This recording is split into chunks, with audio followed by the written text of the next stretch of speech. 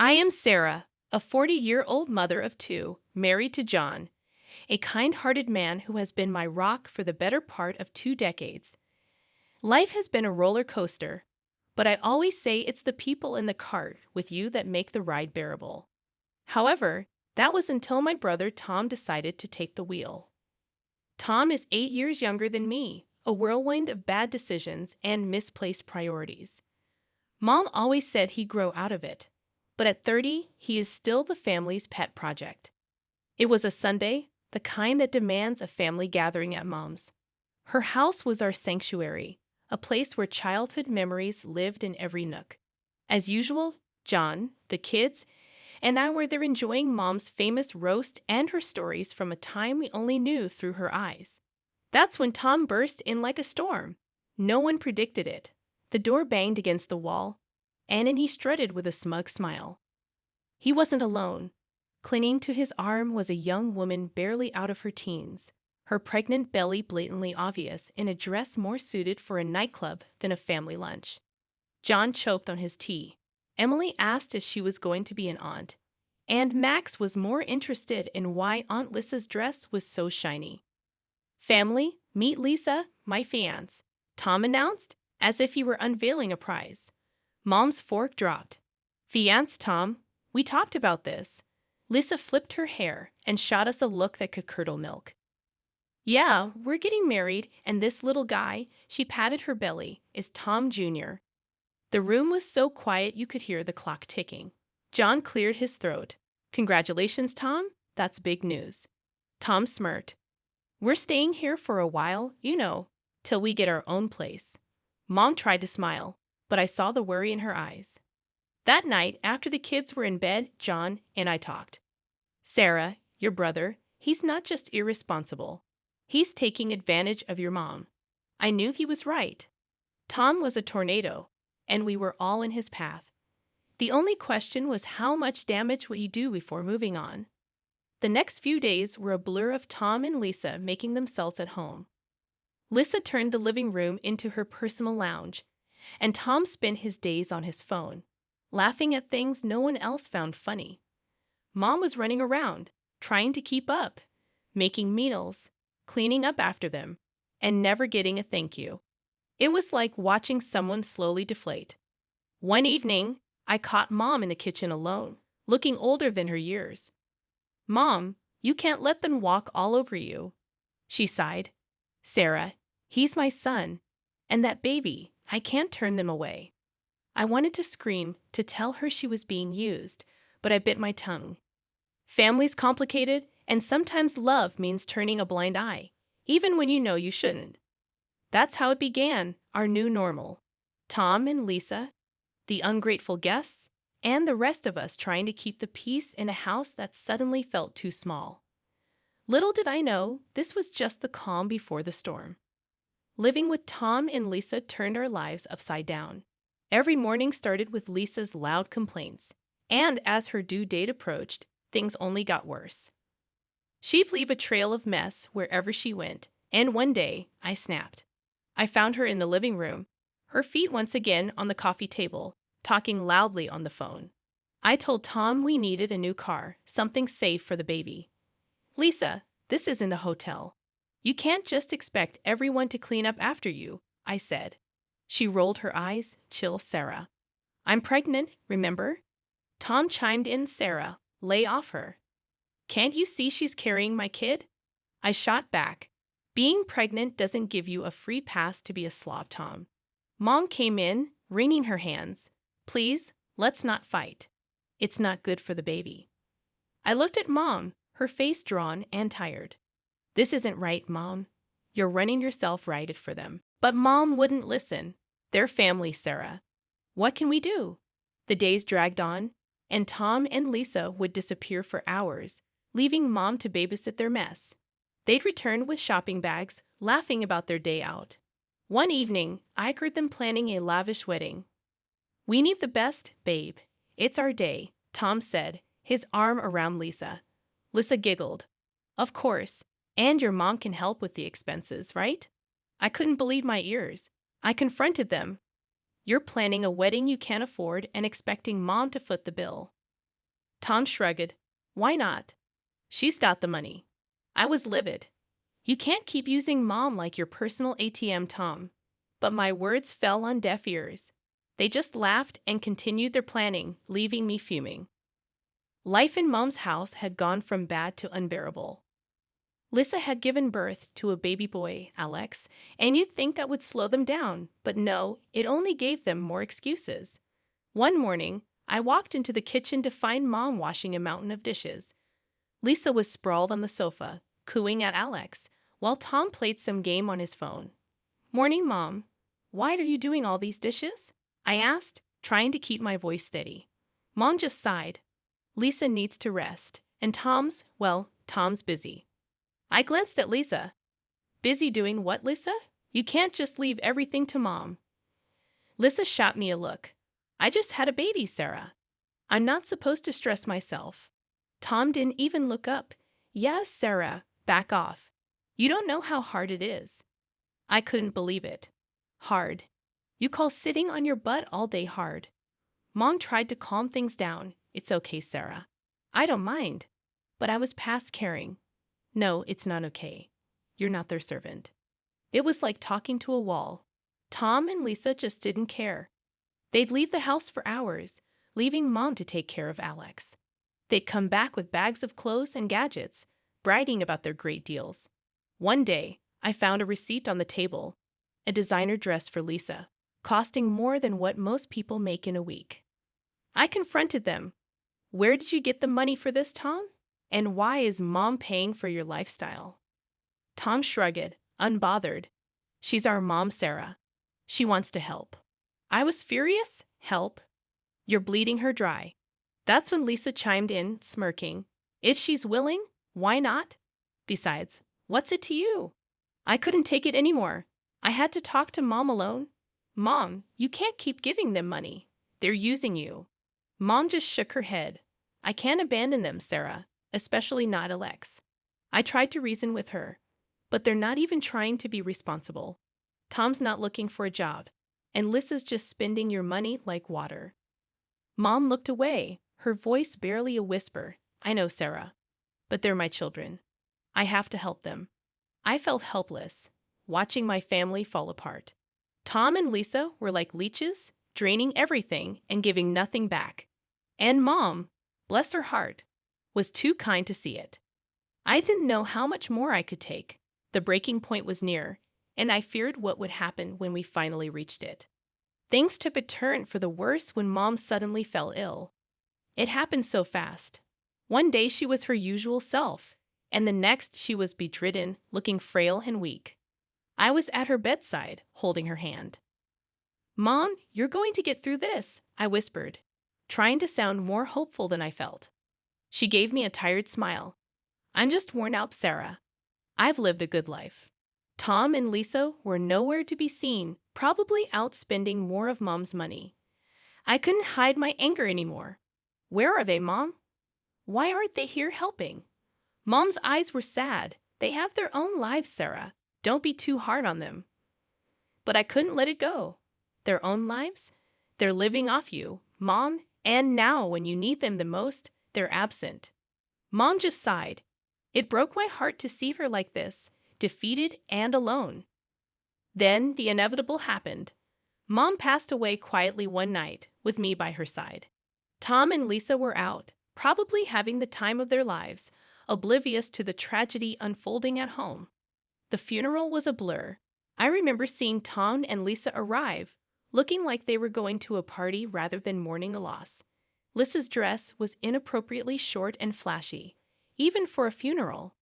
People were murmuring, and John squeezed my hand, trying to offer some comfort. After the service, Tom pulled me aside. Sarah, we need to talk about Mom's will.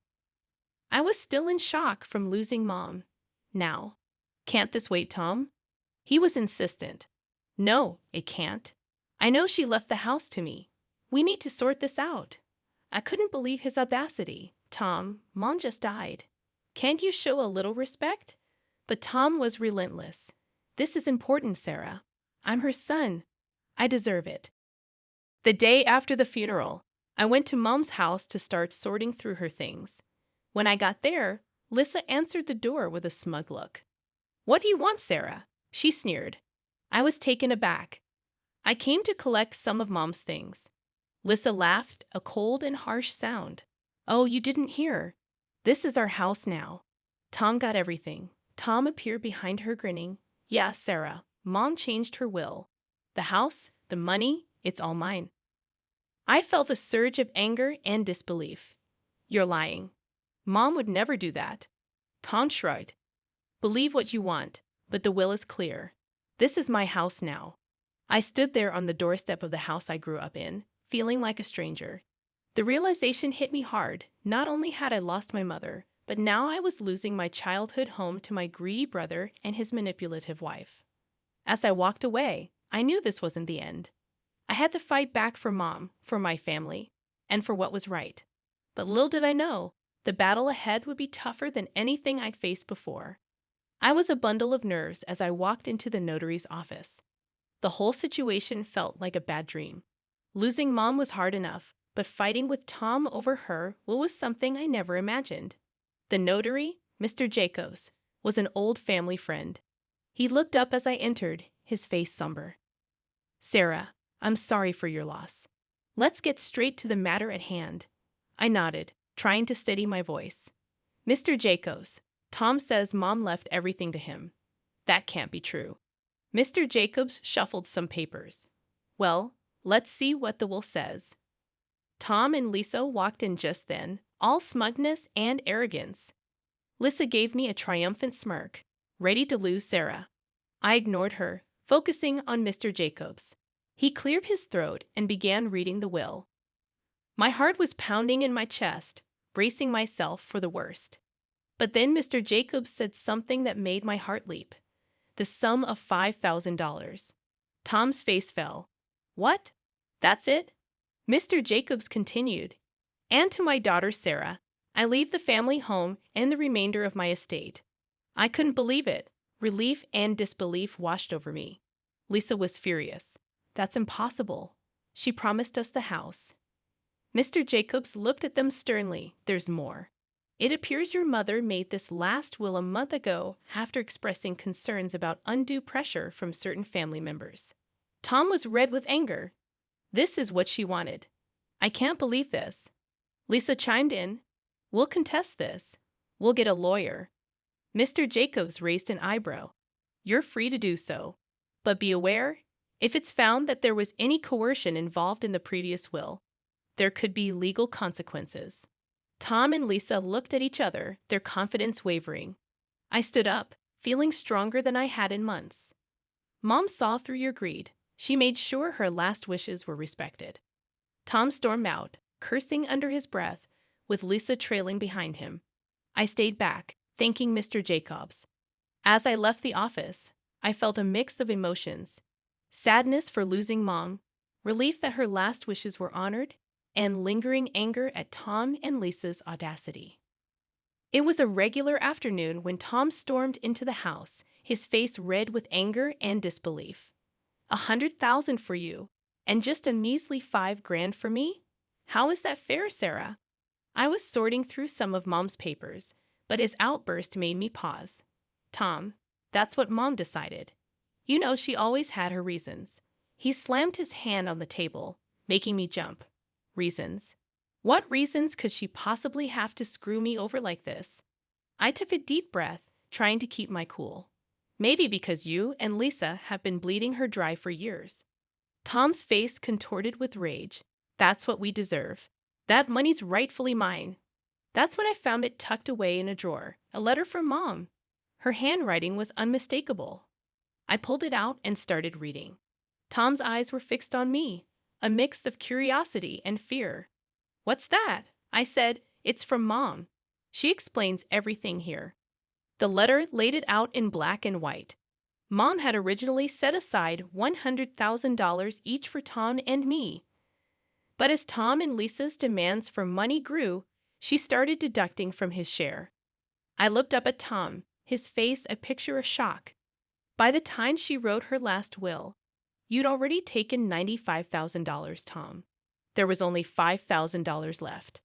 Tom staggered back, as if he'd been physically hit. No, that can't be true. I felt a surge of anger. It's all here, Tom. Every cent you and Lisa took came out of your inheritance. He looked lost, his eyes darting around the room. But I didn't know. That's the problem, Tom. You never knew or cared to know. I snapped, my patience wearing thin. He slumped into a chair, burying his face in his hands. What have I done, Sarah? I put the letter down, feeling a mix of pity and frustration. You've only got yourself to blame, Tom. You chose this path. Tom left the house that day a broken man. I watched him go, feeling a sense of justice, but also a deep sadness. Our family was torn apart, not just by grief, but by greed and ignorance. The house, once a battleground of family feuds, was now eerily quiet. Tom and Lisa had left, cutting off all contact with me. It was a relief and a curse, leaving me to wrestle with the aftermath of their chaos. As I sat in the living room, staring at the walls that had witnessed so much, my friend Jenna called. Sarah, have you heard about Tom? I braced myself. No, what now? She hesitated. He's been spotted around town, looking for jobs. And Lisa, she's been seen with different men, flaunting around like she's single. My heart sank, and Alex, their son? No sign of him, Sarah. It's like they've forgotten they have a child. I slammed my fist on the table, fury boiling inside me. They're irresponsible, selfish. They don't deserve a child. Jenna tried to calm me. Sarah, maybe there's something you can do. Her words sparked an idea. You're right. I'll fight for Alex. He shouldn't suffer because of them. The next day, I met with a lawyer, a no-nonsense woman named Miss Rivera. I explained everything, my voice trembling with determination. So, you want to pursue custody of your nephew? Miss Rivera asked, her eyes sharp. I nodded firmly. Yes, he's in a toxic environment. I want to give him a better life. Miss Rivera leaned forward. It won't be easy, Sarah, but if you're ready to fight, I'm with you. I felt a surge of resolve. I'm ready, whatever it takes. The legal battle that followed was tough. Tom and Lisa were unpredictable, sometimes cooperative, sometimes hostile. But I didn't back down. One evening, after a particularly grueling day in court, John wrapped his arms around me. You're doing the right thing, Sarah. It's hard, but right. I leaned into his embrace, exhausted but hopeful. I just want Alex to be safe, to have a family that cares. The day the judge granted me temporary custody of Alex was bittersweet. He was a sweet boy, confused and scared, but he slowly opened up to us. Emily and Max adored him, and he brought a new kind of joy into our home. Tom's reaction was a mix of anger and defeat. You've taken everything from me, Sarah. I faced him, my voice unwavering. I'm protecting Alex, something you should have done. As Tom stormed off, I realized our relationship might never be repaired. But this wasn't about us. It was about a little boy who needed a stable home. Life with Alex was a new adventure. There were challenges, of course, but also laughter and love. He was becoming a part of our family, and I was determined to make it permanent. Looking back, I knew I'd made the right decision. It was time for new beginnings for all of us, a chance to heal, to grow, and to build a future filled with love and stability. That was the legacy I wanted to leave, a stark contrast to the selfishness and greed that had once threatened to tear us apart. The house, once a reminder of familial discord, was now filled with laughter and the pitter-patter of little feet. Alex had become a part of our lives, his presence a constant source of joy and wonder. One evening, as we were tucking him into bed, he looked up at me with those big, innocent eyes. Aunt Sarah, am I going to stay here forever? I smoothed his hair, my heart swelling. Yes, Alex, you're part of our family now. He smiled, his tiny hand gripping mine. I like it here. Emily and Max are fun. I kissed his forehead. We love having you here, sweetie. As I walked out of his room, John was waiting, a proud smile on his face. He's really settling in, isn't he? I nodded, feeling a sense of accomplishment. He is. We're giving him the life he deserves. The next day, I received a call from Miss Rivera. Sarah, it's official. The court has granted you full custody of Alex. I nearly dropped the phone, tears of happiness welling up. Thank you, Miss Rivera. Thank you for everything. After hanging up, I shared the news with the family. Emily and Max cheered, hugging Alex in a group embrace. Even John had tears in his eyes. We're a family, John said, his voice choked with emotion. A real, complete family. The journey had been long and fraught with challenges, but we had come out stronger. I thought about Tom and Lisa, wherever they were. I hoped they would find their way. But my focus was now on the children, our family. In the months that followed, Alex blossomed. He was no longer the timid boy we first met. He was confident, happy, and loved. One day, while we were all in the garden, Alex came running up to me, a dandelion in his hand. Look, Aunt Sarah, I made a wish. I crouched down to his level. And what did you wish for? He grinned, his eyes sparkling. I wished we'd all be together forever. I hugged him tight. That's the best wish, Alex, and it's come true. As I looked around at my family, I felt a deep sense of peace. We had weathered the storm and emerged stronger. Our future was filled with hope, love, and the promise of new beginnings. This was our story, a testament to the strength of family and the power of love. It was a future of hope, and we were ready to embrace it with open arms.